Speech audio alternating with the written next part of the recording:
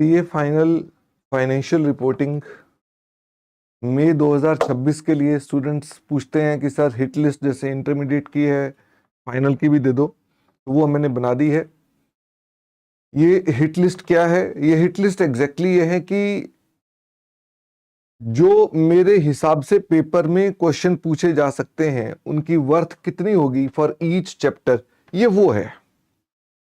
Around 120 marks का paper आपको आना है और मैंने भी अराउंड 120 मार्क्स का ही अपना एक एस्टिमेट लगा कर दिया हुआ है। ठीक है, तो ये जो हिट लिस्ट है, ये हिट लिस्ट 120 नंबर के आसपास का एक अनुमान है और इस अनुमान में मैंने आपको बताया है कौन से टॉपिक के कितने मार्क्स के क्वेश्चन आएंगे।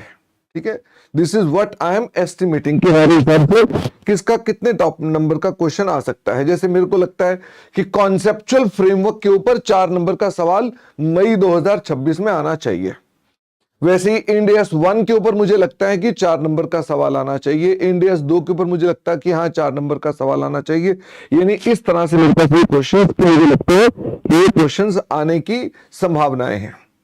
ये मैंने अपने पास एक एक्सपेरिमेंट किया था लास्ट टाइम इंटरमीडिएट के ऊपर कि मैंने अपने पास जो मेरी बेस्ट ऑफ नॉलेज है कि जो टॉपिक की इंपॉर्टेंस है, इंस्टीट्यूट की वेटेज है, उन सब पर बेस्ड मैंने जो चीज बनाई थी ये उसके हिसाब से मैंने बनाया है। ध्यान दें ये टेक्निकल एनालिसिस पर है, यानी कि स्टैटिस्टिकल मॉडल्स के हिसाब से बनाया हुआ है। आप उसको ऐसा बिल्कुल ना समझ लें कि पेपर ऐसा ही आने वाला है, क्योंकि पिछले कई अटेम्प्ट से पेपर बहुत सिंपल आ रहे हैं और एक पैटर्न पर आ रहे हैं, उसलिए मैंने ये तैयार किया है।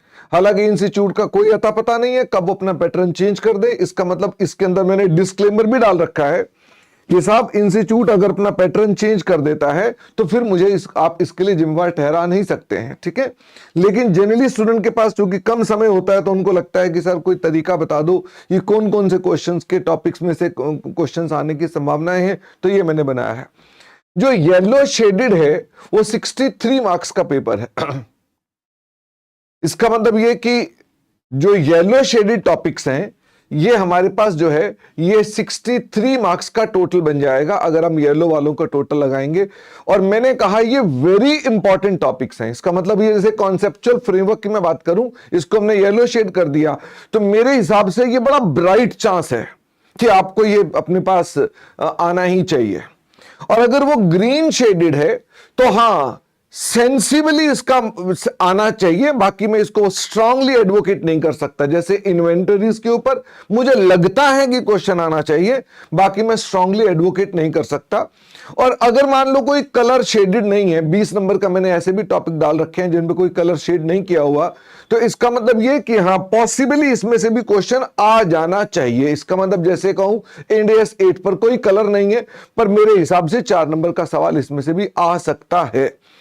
इसका मतलब येलो शेडेड वो हैं कि जिनको आप मान लो कि मस्ट डू हैं कि आपको ये करना ही चाहिए, और ग्रीन शेडेड उसके बाद, और फिर आपके पास जो नो कलर वाले हैं वो इसके बाद आएंगे। ये टोटल अगर आप करेंगे तो 120 मार्क्स के आसपास है, 1-2 नंबर ऊपर नीचे हो सकते हैं।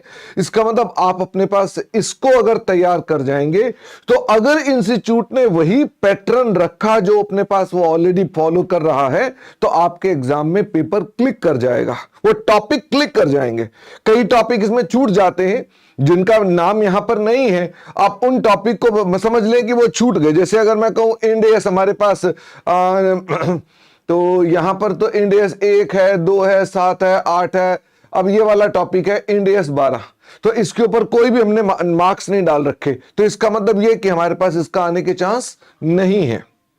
बाकी स्टिल आई एम सेइंग कि जो बच्चे रैंक की तैयारी कर रहे हैं, जिन्होंने मेरिट में आना है, जिन्होंने 100% सफलता हासिल करनी है, वो इस हिट लिस्ट को इग्नोर कर दें, 100% तैयारी करें। जो मेरा बेसिक प्रिंसिपल है वो यही है, 100% तैयारी करो, 100% मैंने आपको कराया है, 100% आपने करना है। ठीक है, still this is only for दोस्त जिनको आखिरी में आकर लगता है कि सर को हमको फॉर्मूला मिल जाए, तो ये उनके लिए बनाया हुआ है। बाकी इसके अलावा ये एग्जाम एनालिसिस भी है, आप उसको देखना चाहें तो देख सकते हैं। हालांकि उन पर बेस्ड ही मैंने ये सब चीजें आपको बताई हैं। ये आपको एक टॉपिक वाइज स्कैनर भी दे दिया कि किसमें से कितने मार्क्स के क्वेश्चन आए हुए हैं। जैसे अगर मान लो यहाँ लिखा हुआ है 2 नंबर, तो ये एमसीक्यू है। लिखा है 10 + 2 + 2, तो इसका मतलब 14 + 2 + 2 + 2, तो इसका मतलब 14 नंबर का सवाल एक है और 3 एमसीक्यू है। तो इससे आपको रफ आइडिया लग जाएगा।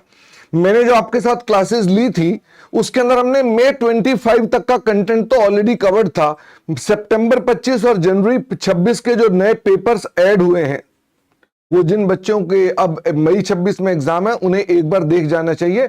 हालांकि उन क्वेश्चंस में ऐसा कोई भी क्वेश्चन नहीं है जिसे मैं कहूं कि हमने क्लास में उसका कॉन्सेप्ट कवर नहीं किया हो। Everything has been covered. तो यानी कि इन क्वेश्चंस के अंदर अगर ऐसा कोई भी क्वेश्चन होता जो मुझे लगता कि हाँ ये कुछ स्पेशल क्वेश्चन है, तो मैं आपको ऑफ कोर्स करवा देता, बट ऐसा कोई क्वेश्चन मुझे मिला नहीं उसके अंदर। तो आप अपने पास इस हिट लिस्ट का पूरा प्रयोग कर सकते हैं। और अगर मान लीजिए आपने एडिशनल क्वेश्चन कोई नहीं भी किए हैं तो चिंता की कोई बात नहीं है, इस हिट लिस्ट से आप पेपर तो अच्छे से पास कर जाएंगे। ठीक है, बाकी जिनको अच्छे से नंबर बढ़िया लेकर आने हैं, रैंक लेकर आना है, वो पूरी तैयारी करना। तो मैं आपको सिर्फ इन शब्दों के साथ ही बेस्ट विशेस देना चाहूंगा। आप बाकी तैयारी करते रहें मई 26 के लिए, और wish you all the best. See you very soon. Thank you and bye bye.